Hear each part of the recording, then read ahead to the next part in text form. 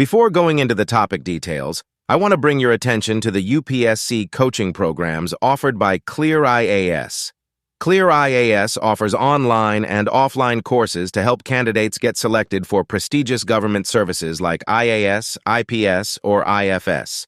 ClearIAS, Prelims cum Mains, PCM course, provides a highly effective study plan, well-organized subject-wise videos, study materials, mock exams, and guidance to cover the entire GS syllabus of UPSC CSE Prelims, Mains, and Interview systematically.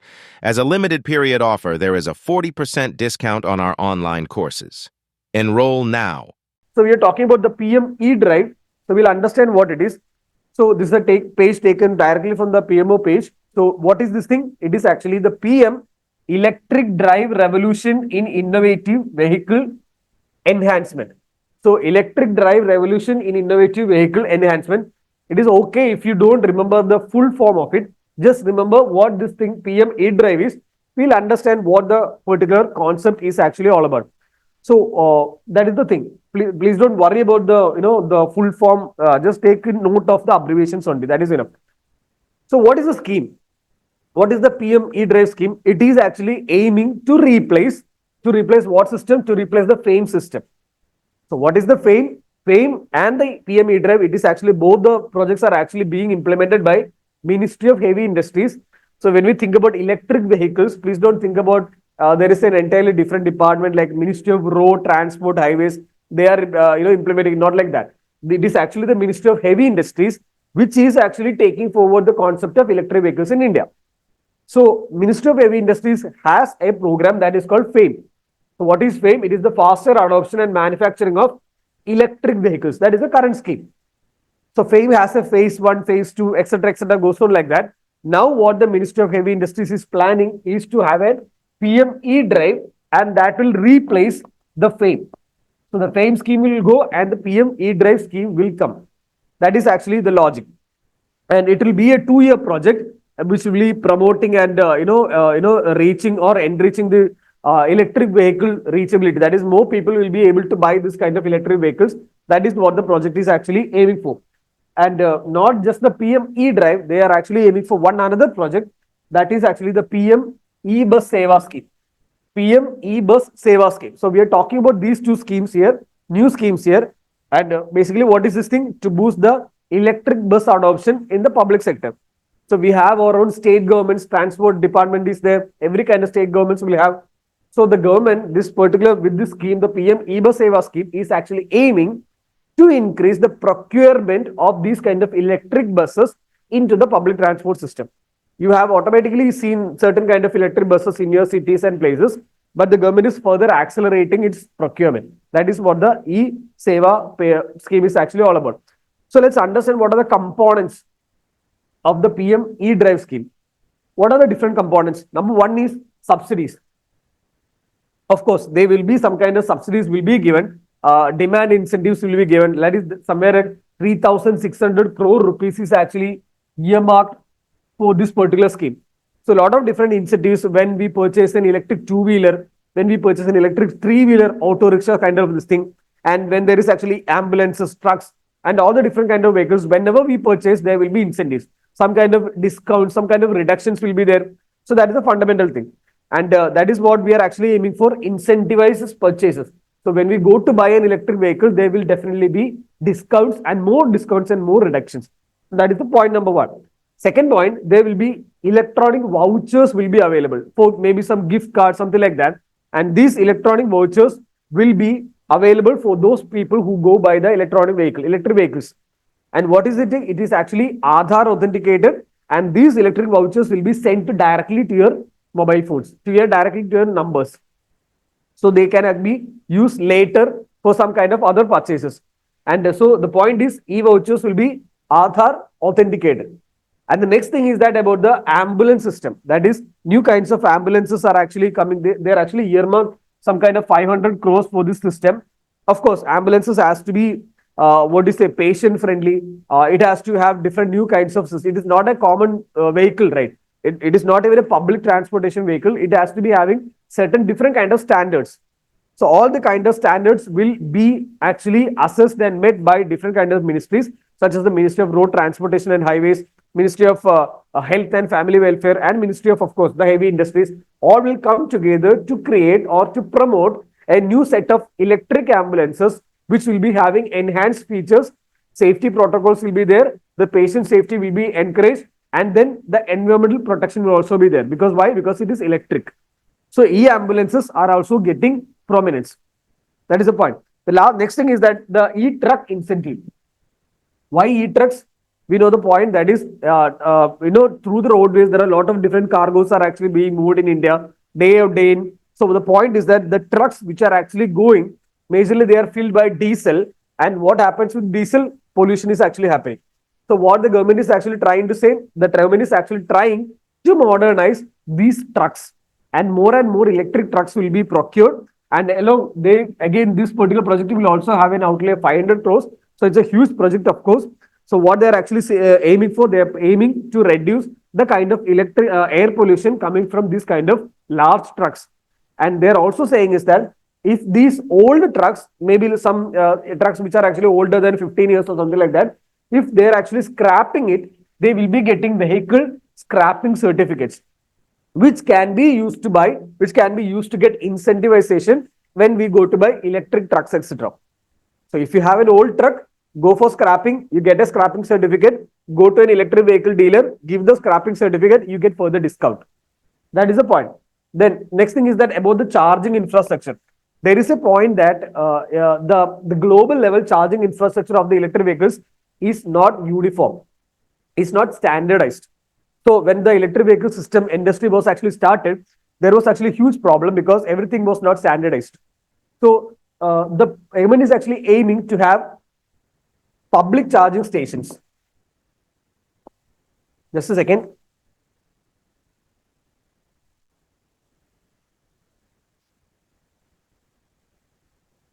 Right. So the government is actually aiming to have public charging stations where you can charge your own electric vehicles, be it bike or car or auto or trucks, etc., so that there will be more comfort. Right. Earlier, there was a problem in which if we are actually buying a company, say Tesla, if we buy a car of Tesla, what happened? That Tesla is not available in India, of course. But if we buy a car of Tesla, we cannot actually charge it to some other charging slot. Why? Because Tesla only requires that kind of charging slots. So all the kind of charging infrastructure was different. So now we are actually aiming for standardization or unification of the charging infrastructure. So the next thing is that along with the charging station, they are actually planning for e-buses. Like we said, the PM e-bus Seva scheme, what they're actually aiming for, the public transportation agencies. So all the different kind of state level public transportation agencies will be getting certain level of funds so that they will be able to procure more and more electric buses. That is the point. Now, we have to also understand there is a point that is called as the, when you think about charging, we have to also understand the word that is range anxiety. So what do you mean by range anxiety? The word is that if you are actually going to buy a car, normally if you are actually going riding through a long distances, you will have that anxiety, you will have that apprehension whether this car will run 500, 600 kilometers at one stretch, because my petrol car, my diesel car will be able to run 700, 800 kilometers if we are actually having a full tank. But what if I buy an electric vehicle, if it is actually running only 100 kilometers, and then after 100 kilometers, I have to charge again for 5-6 hours. That is actually not feasible. So these kind of range anxiety, range apprehensions are actually there. When we have public charging stations, that thing will be gone, because we will have continuous public charging stations in the cities. When there is where there is too much electric vehicles are there will be public charging stations, and along the highways also, so that the long distance electric vehicles can easily charge. So that kind of system will reduce the range anxiety. And last but not the least, to modernize the test agencies. Right. So when the electric vehicles are coming, there will be too much of modernization. So these kind of agencies has to be dealing with the new and modern technologies and all. So they have to be properly equipped and trained, etc. Then only they can actually function. So all these things are actually aiming for what we say as green mobility. So to green mobility, they have introduced the scheme that is called as the PM e-drive scheme. Right. So we'll understand about the pros and cons, and we'll have a short break. So what are the different, why PM drive? What are the different advantages of this thing? This is a very common thing. very common logic can be applied here. So what are the different pros or advantages we can say? Of course, the pollution level will be continuously falling down. Why? Because the emission of the carbon dioxide or the carbon monoxide, all the kind of greenhouse gases, all the kind of greenhouse gases will come down when there is more and more electric vehicle adoption. Right. So why the petrol and diesel vehicle has more and more pollution? Because they are not burning the fuel completely. So they take the petrol, they take the diesel, they burn it. There is combustion going on, but they are not burning it completely. So which means that they are leaving out some kind of carbon dioxide, nitrogen, sulfur, etc., like that, which means that they are contributing to pollution. But we have electric vehicles which will be burning perfectly or cleanly, we can say. So that is the point which we are actually raising. It will, help us reduce the amount of pollution. Right. And this PM Drive scheme is also aiming for mass mobility also. Like they're actually focusing on the trucks, they're focusing on the buses also, they're focusing on three-wheelers also. So which means that it is not just for private vehicles, it is actually aiming for commercial public transportation vehicles also, which means that the mass mobility will be much better. Right. So the next thing is that when we talk about the pollution, etc., we have to also mention the word that is air quality index. So instead of just simply representing the word pollution will be less, we can mention about the word air quality index. So we can mention the word, it will be more value addition. So the air quality index will be much better, that we can also mention. Then manufacturing. The manufacturing will definitely go up, which means the jobs will also go up. So why manufacturing? Because more and more technology is coming. New and new electric vehicles will be manufactured along with the conventional vehicles. So which means that manufacturing capacities will go up, which means that the jobs, more and more people will get the jobs, which means that ultimately the GDP of the nation will also, the economy of the nation will also progress. That is a common sense. That's a logical conclusion. And along with this kind of manufacturing job, GDP, etc., when we are actually manufacturing something, we will definitely be exporting also. The exports will also go up. So what happens when the export is actually going up? Our foreign savings will also go up. Right. So when we are trading, we are getting some kind of profit surplus that will also go up when we are exporting. So we are actually connecting, right? So when we get one word, we simply connect it so that we get more and more number of advantages or points. So that is what ultimately that is required when dealing with the UPSC question paper. And last but not the least, when we are dealing with the positives, you have to also mention about the different challenges or concerns also. Right. What is the number one concern? It's very logical to think that all the kind of electrical energy that we are actually getting to charge our mobile phones, to charge our whatever say electric vehicles, etc., the majority of the major chunk of them, it is actually coming from thermal power. Thermal means coal energy only. So around 60% of India's thermal, the power is actually coming from the coal sector, the thermal energy. So we are simply burning coal, we are producing energy, we are making that electricity pass through our homes, we are charging it our electric vehicles. So what is the change? That is one concern we have to raise. And the next thing is that we have to also understand that the battery technology,